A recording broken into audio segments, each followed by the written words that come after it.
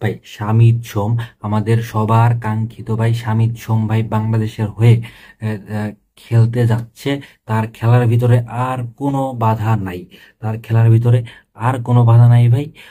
সে হচ্ছে মানে তার পাসপোর্ট পেয়ে গেছে, ফিফা তাকে ছাড়পত্র দিয়ে দিছে। হ্যাঁ, তাবিদ আবার কয়দিন আগে বলছিল ভাই তার হয়তো ছাড়পত্র পাইতে 20 দিন সময়, 20 দিনের মতো সময় লাগবে, বাট সে হয়তো সেটা মজা করে বলছে বা মিডিয়াকে একটু মানে দ্বিধাদ্বন্দ্বে রাখার জন্য বলছে।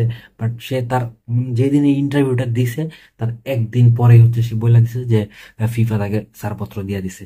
আসলে তাবিদ লন্ডন গেছিল, সেইখান থেকে হচ্ছে ফিফার সাথে কোনোভাবে কন্ট্যাক্ট করছে বা আমি দেখছি যে কল দিছে, মানে বিভিন্ন খবরে তো দেখায়, আমি দেখছি যে কল টল দিছে বলে পরে হচ্ছে আপনারা ফিফা নাকি ছাড়পত্র মানে খুব মানে তাড়াতাড়ি করছে আর কি, তদবির করে না মানুষ এরকম আর কি। তো আসলে শামিদ সোমকে আমরা ওই ম্যাচে মানে 10 জনের ম্যাচে আমরা শামিদ সোমকে দেখতে পারবো, আমরা দেখতে পারবো হামজা চৌধুরীকে, আমরা দেখতে পারবো ফাহমিদুলকে। আসলে কিউবা মিচেলকেও আমাদের দেখার কথা ছিল, বাট তাকে আমরা এই মুহূর্তে পাচ্ছি না, কারণ হচ্ছে তার পাসপোর্ট রেডি করতে অনেক সময় লাগবে।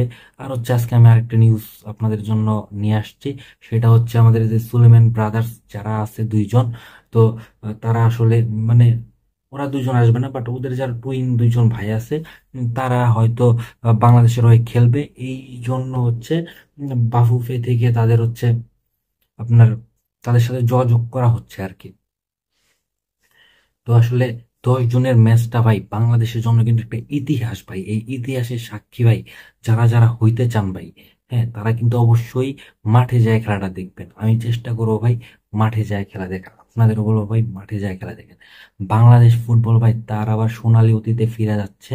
হ্যাঁ, সোনালী অতীত ভাই আমি কোনোদিন দেখি নাই বাংলাদেশ ফুটবলের, কারণ আমার জন্ম হচ্ছে 2000-এর পরে। হ্যাঁ, 2000 সালে জন্ম ভাই। আর সোনালী অতীত ফুটবলে চলে গেছে 2000-এর আগে। তো আবার নতুন করে সোনালি ফিরে আসতেছে ফুটবলের। আমরা এতদিন ব্রাজিল, আর্জেন্টিনা এগুলা নিয়ে ভাই খুব গর্ব করছি, এখন ভাই সময় হয়েছে নিজের দেশ নিয়ে গর্ব করার ভাই। আমার দেশ যদি ভাই এএফসি কাপ খেলতে পারে ভাই, এর থেকে শান্তি ভাই মানে আর দুনিয়ার কোনো কিছু তো পাবো না আমি। এএফসি কাপটা যদি খেলতে পারে, আজকে এএফসি কাপ খেলবে, 5 বছর 10 বছর পর বিশ্বকাপে খেলবে ইনশাল্লাহ। এই যে হামজা চৌধুরী, সুমিত সোমরা আসতেছে, এরা আসলে বাংলাদেশে দেখবেন যে মানে অনেক প্রতিভা বের হয়ে যাবে বাংলাদেশে। হ্যাঁ, মানে তাদের দেখে আরো ইনফ্লুয়েন্স হবে পোলাপান যে না, ফুটবল নিয়ে কিছু একটা করা দরকার। আর তারা আসলেও বিদেশি যে আমাদের আরো প্রবাসী প্লেয়ার গুলো আছে, তারাও বাংলাদেশের জন্য মানে তাদেরও একটা আগ্রহ তৈরি হবে, তারাও বাংলাদেশের হয়ে খেলতে চাবে। তো এইভাবে আসলে একটা আহ মানে অগ্রগতির শুরু হয় আর কি।